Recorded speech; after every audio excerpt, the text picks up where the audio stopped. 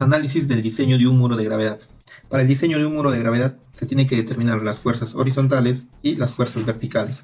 Una vez determinadas, se tiene que desarrollar las verificaciones correspondientes y modificar las dimensiones si es que se requiere. Pero ¿sabías que aparte de las verificaciones de diseño, que son el factor de seguridad por volteo, factor de seguridad por deslizamiento, ubicación de la resultante, excentricidad y presión actuante, un muro de gravedad presenta puntos críticos en los que se desarrolla los mayores esfuerzos de compresión y flexión, por lo que es importante desarrollar una verificación por cortante y flexión en los puntos críticos del muro de gravedad. Vamos a ver más adelante dónde están detallados estos puntos críticos. Para el presente análisis de diseño de la estructura, vamos a ver parámetros de diseño como ángulo de inclinación de relleno, sobrecarga y efecto de sismo. Antes de pasar al metrado de cargas, a causa de estos parámetros de diseño, vamos a ver cómo actúa el sismo dentro de nuestra estructura. Se generan esfuerzos a causa del sismo dentro de la parte de relleno y en la sección de la estructura. Los esfuerzos generados por el sismo son de forma horizontal y vertical. Por ejemplo, para el relleno y la estructura tenemos los esfuerzos horizontales, que son por efecto sísmico de relleno, calculado por el método de Monod-Cabe, y el efecto sísmico de muro de contención, que se calcula el peso del muro en 1 metro de ancho por el coeficiente de aceleración horizontal. Cabe detallar que los esfuerzos causados por el sismo tienen que tomar la dirección más desfavorable para el diseño. En este caso, los esfuerzos horizontales por sismo toman la dirección mostrada, ya que si tendrían la dirección opuesta no generarían momentos desestabilizantes, por lo que para los esfuerzos horizontales causados por el sismo tomarán la dirección mostrada. El efecto de sismo también causa esfuerzos verticales y son generados por el peso propio de relleno y por el peso propio de la estructura. Estos se calculan con el peso de la sección mostrada en 1 metro de ancho por el coeficiente de aceleración vertical, tanto para el relleno como la estructura. La dirección más desfavorable resultantes por el efecto del sismo vienen a ser hacia arriba y hacia abajo, ya que cuando los esfuerzos verticales por efecto de sismo son hacia abajo, generarían mayores presiones en el terreno, por lo que si tenemos una capacidad portante del suelo baja, podría causar fallo por asentamiento, y es desfavorable si va en el sentido hacia arriba, porque generarían un menor momento estabilizante que es causada por las fuerzas verticales hacia abajo. Dicho esto, es necesario hacer un diseño por efecto sísmico de muro de gravedad con dirección de los esfuerzos verticales hacia arriba y hacia abajo. Ya conociendo los esfuerzos generados por el sismo y sus direcciones que éstas adoptan, vamos a pasar a desarrollar el metrado de cargas, que se desarrolla en nuestra estructura. Empezamos con los esfuerzos verticales. Estos son todas las fuerzas verticales que actúan con los parámetros de diseño que hemos colocado. De izquierda a derecha tenemos el peso del relleno, peso del muro, peso del relleno, parte derecha, sobrecarga, presiones de terreno y el efecto sísmico por peso del muro, que puede ser hacia arriba o puede ser hacia abajo, y el efecto sísmico por peso del relleno, que también adopta las direcciones de hacia arriba y hacia abajo. Asimismo, si se tiene un ángulo de inclinación de relleno, el empuje activo tendrá una componente vertical, por lo que en el metrado de carga se colocaría la componente vertical del empuje activo. Dentro de las fuerzas horizontales que actúan dentro de nuestro muro de gravedad son de izquierda a derecha un empuje pasivo, una fuerza de rozamiento, un empuje activo, que si se presenta un ángulo de inclinación de relleno, esta también presentará el ángulo de inclinación de relleno, en este caso alfa, teniendo una componente horizontal y una componente vertical. El componente vertical ya lo pusimos en el metrado de cargas verticales. También tenemos una sobrecarga, un efecto sísmico por peso de relleno y efecto sísmico por peso propio. En este caso, los efectos sísmicos, sea de relleno o por peso propio, actúan en una sola dirección, como ya lo habíamos detallado. Una vez que sabemos todas las fuerzas verticales y fuerzas horizontales que hay dentro de nuestro muro de gravedad, pasaremos a determinarla cada una de ellas. Comenzando por las fuerzas verticales, tenemos del peso de relleno, sería la sección por 1 metro, en donde se evalúa el muro por su peso específico de relleno. Para el peso del muro, sería la sección del muro por 1 metro por el peso específico del muro. Para el peso de relleno parte derecha, se haría igual que la parte izquierda, la sección por 1 metro por peso específico de relleno. Para la componente vertical sería coeficiente de empuje activo por peso específico del suelo por altura de pantalla por seno de alfa. La resultante de la sobrecarga, por ser una carga distribuida rectangular, sería la sobrecarga por la distancia que hay entre la corona y el borde del talón, sea tanto para efecto sísmico por peso de relleno y efecto sísmico por peso del muro. Al peso total calculado se le multiplicaría por el coeficiente de aceleración vertical. Una vez teniendo las resultantes de cada fuerza vertical que actúa dentro de nuestro muro de gravedad, pasaríamos a desarrollar o calcular el momento con respecto al punto C. Como podemos observar, tenemos figuras en las que nos resulta difícil determinar el punto de aplicación o brazo con respecto a C. Entonces, para el proceso de cálculo de momentos, se procede a desarrollar a través de figuras conocidas, sean rectángulos o triángulos, ya que en estas figuras conocemos el punto de aplicación o brazo, sea en un rectángulo a B medios y en un triángulo a B tercios de la base. Se realizaría de la siguiente manera: las separamos en figuras conocidas y, conociendo las fuerzas verticales, calculamos el brazo y el momento que genera con respecto a C. Por ejemplo, de izquierda a derecha tenemos que el peso de relleno de la sección rectangular por el brazo en C generaría un momento. El brazo sería esta distancia entre 2. Asimismo, el peso de la sección triangular del relleno generaría un momento con respecto a C, y el brazo sería esta distancia más esta distancia entre 3. Así determinaríamos de todas las fuerzas verticales. Por ejemplo, si nos vamos a la sobrecarga, tendríamos la resultante que hemos calculado, que es la sobrecarga por esta distancia, y la resultante estaría a la mitad de esta distancia. Y el momento generado por la sobrecarga sería la resultante por el brazo, que es esta distancia más esta distancia entre 2. Así determinaríamos de todas las secciones rectangulares y triangulares que tenemos dentro de nuestra estructura.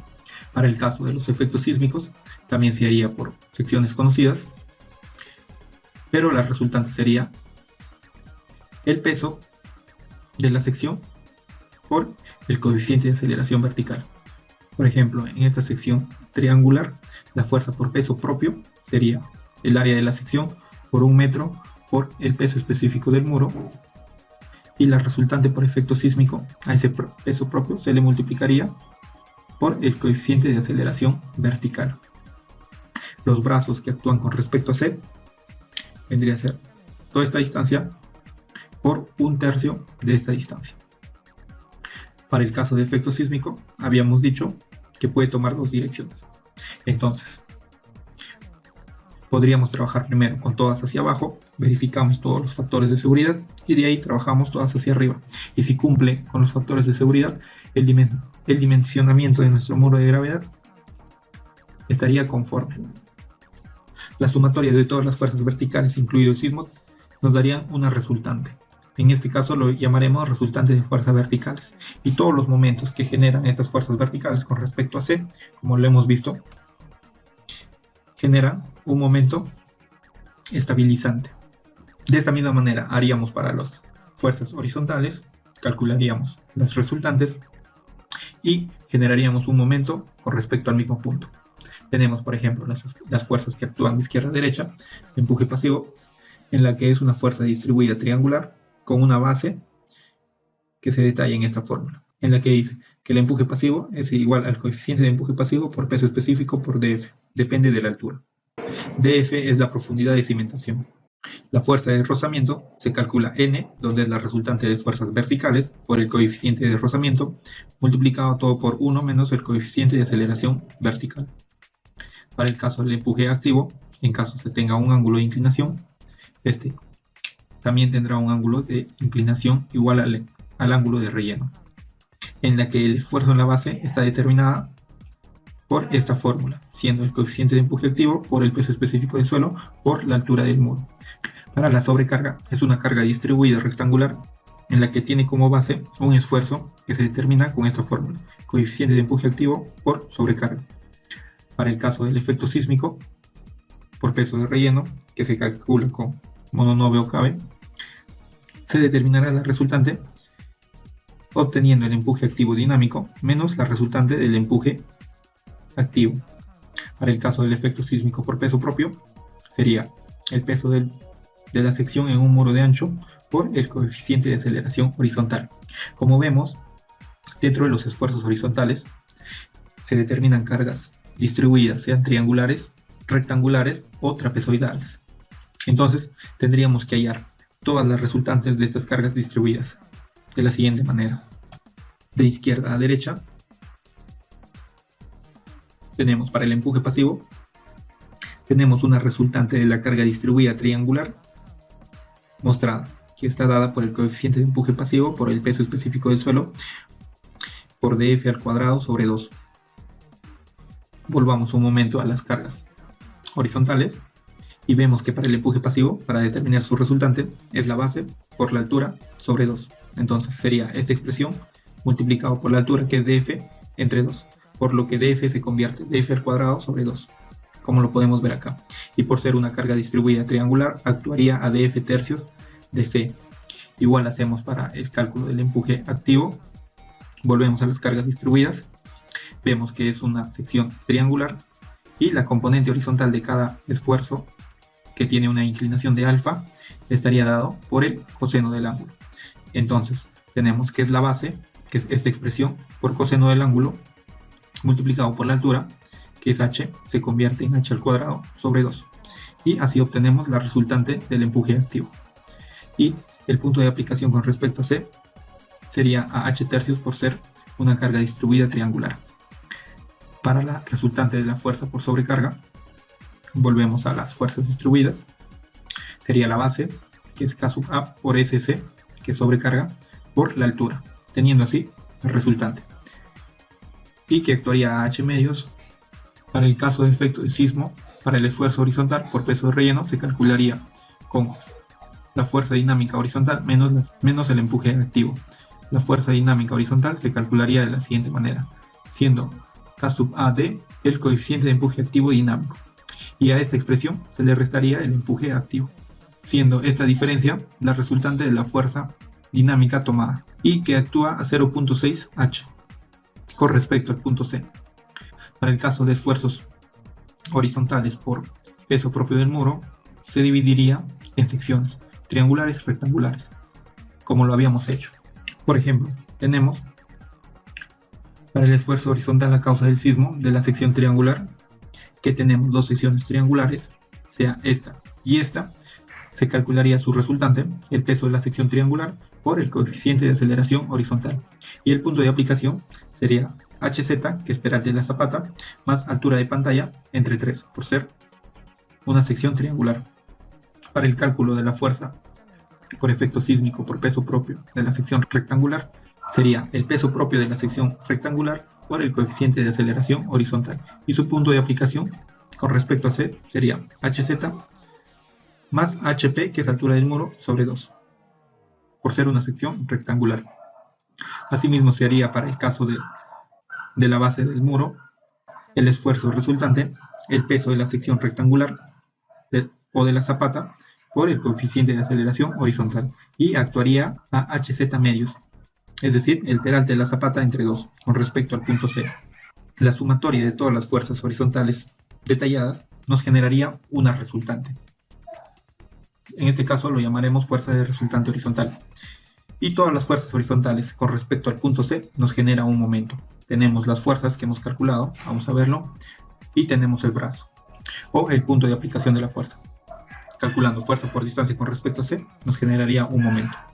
Entonces tenemos la resultante de las fuerzas horizontales, y tenemos el momento con respecto a C, que se le llama momento de volcamiento.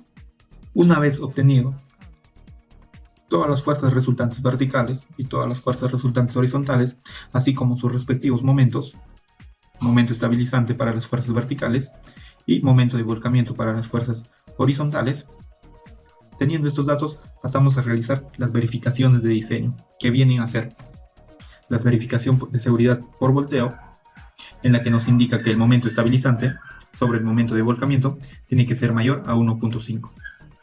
Asimismo, pasamos a desarrollar la verificación por deslizamiento, en la que nos indica que la fuerza de rozamiento sobre las fuerzas horizontales tienen que ser mayor a 1.25.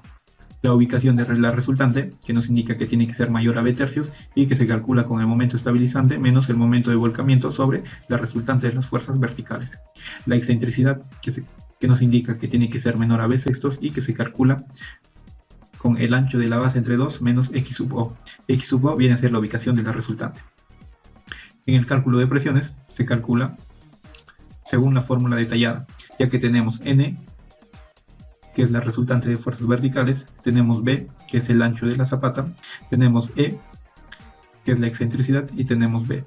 Así calculamos el Q sub 1 y Q sub 2, pudiendo determinar de esta manera si la capacidad portante del suelo es menor a las presiones actuantes.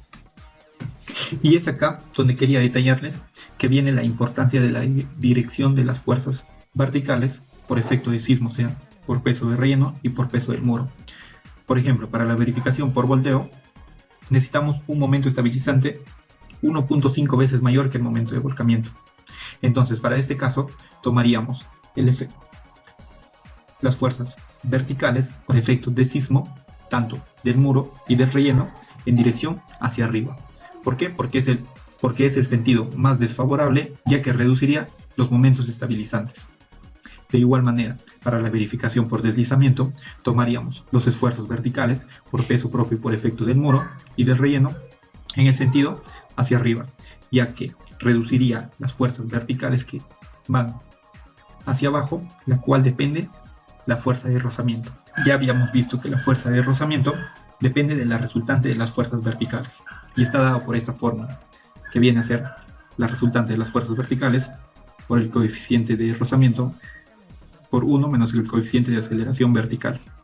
La dirección por efecto de sismo por peso propio del relleno y del muro de contención hacia arriba, la resultante de las fuerzas verticales sería menos en comparación si consideramos la dirección hacia abajo. Entonces este sentido hacia arriba es el sentido más desfavorable.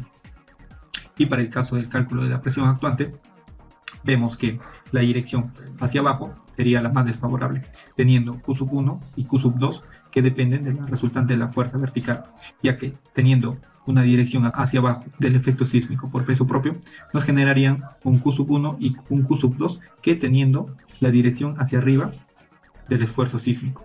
Entonces, teniendo un Q sub 1 y un Q sub 2 mayor en la dirección del esfuerzo sísmico por peso propio, tanto para el relleno y para el muro, cuando es hacia abajo, podríamos verificarlo con la capacidad portante del suelo. Por lo tanto, es importante para las verificaciones las dos direcciones, sea hacia arriba y sea hacia abajo. Asimismo, para la ubicación de la resultante y la excentricidad, las direcciones más desfavorables por peso propio del relleno y de la estructura sería hacia arriba en ambos casos. ¿Qué pasa si alguna de las verificaciones mostradas no nos cumple? Entonces se modificaría las dimensiones de nuestro muro de gravedad hasta que satisfaga todas las condiciones mostradas. Hasta acá es el diseño que generalmente se hace dentro de un muro de gravedad, pero como les había mencionado en un inicio, existen puntos críticos en la que se dan los esfuerzos de cortante y esfuerzo de flexión mayores. Es bueno verificar en estos puntos dichos esfuerzos no sobrepasen los esfuerzos resistentes del concreto. Por ejemplo, veamos dentro de la bibliografía que se mostrará al final, nos indica que los puntos críticos dentro de un muro de gravedad tenemos por ejemplo para los esfuerzos de compresión, que el punto B y el punto C están sometidas a compresión máxima dentro del muro de gravedad. Asimismo tenemos que por ejemplo en el punto C' se generan mayores tensiones. Igual en la parte derecha tenemos los esfuerzos de posibles tensiones en los puntos B' y E', y en el punto E tenemos esfuerzo de compresión. Cabe detallar que B y B' está ubicada a la altura del muro entre 2. Entonces, siendo estos los puntos críticos de un muro de gravedad, generaríamos los planos en la que se desarrollarían las verificaciones, tanto por compresión y por tensión en estos planos, generados por los puntos críticos, siendo de la siguiente manera. Por ejemplo, para la verificación de la puntera y el talón por flexión y compresión, tomaríamos todas las fuerzas verticales que actúan sobre la puntera, que es la parte sombreada, y tomaríamos todas las fuerzas verticales del talón, que es de la parte sombreada. Una vez que tengamos todas las fuerzas verticales, solamente que actúan en la puntera y solamente que actúan en el talón, empotraríamos en la parte crítica del muro de gravedad y sacaríamos la fuerza resultante de las fuerzas verticales y el momento que genera a la parte empotrada, y pudiéndose así verificar por cortante con la fórmula de la izquierda y por flexión con la fórmula de la derecha, donde BDU es la cortante solicitante generada por las fuerzas verticales y BC es la cortante resistente del concreto, por lo que BDU tiene que ser menor a BC. Asimismo haríamos la verificación por flexión, obteniendo el momento último en la parte empotrada, donde FT en minúscula sería la flexión solicitante por las fuerzas verticales y FT mayúscula sería la flexión resistente del concreto. Estas dos fórmulas se aplicarían tanto para la puntera y para el talón. De igual manera haríamos con los puntos críticos que se da en la pantalla del muro. Y sería de la siguiente manera. Tomaríamos todas las fuerzas horizontales que se da sobre la altura del muro entre dos, empotraríamos en la parte crítica y aplicaríamos la fórmula o las verificaciones por cortante y por flexión. Cabe detallar que los esfuerzos o las fuerzas resultantes a obtener se desarrollarían solo en la sección sombreada. Por ejemplo, el empuje activo, que depende de H, en la sección sombreada sería H medios. Igual para la sobrecarga, en la que vemos que la resultante depende de H, sería H medios. Es decir, las resultantes calculadas para las primeras verificaciones, que era H, en este caso sería H medios. Verificando de esta manera todas las secciones, puntera, talón y pantalla, por cortante y por flexión. Entonces, para un muro de gravedad, aparte de las verificaciones ya mostradas, que sería por volteo, deslizamiento, ubicación de resultante, excentricidad y cálculo de presiones actuantes, se desarrollaría las verificaciones en los puntos críticos por cortante y verificación por flexión, obteniendo así el diseño del muro de gravedad. A continuación se muestran las fórmulas usadas para poder hallar todas las constantes que intervienen dentro del muro de gravedad, ya sea coeficiente de empuje activo, coeficiente de empuje pasivo, coeficiente de empuje dinámico y entre otros. Todo lo mostrado se puede desarrollar en un Excel para poder tener así nuestro diseño de muro de gravedad. A continuación se muestra la bibliografía en la que se ha desarrollado este video y el Excel que se les mostrará más adelante.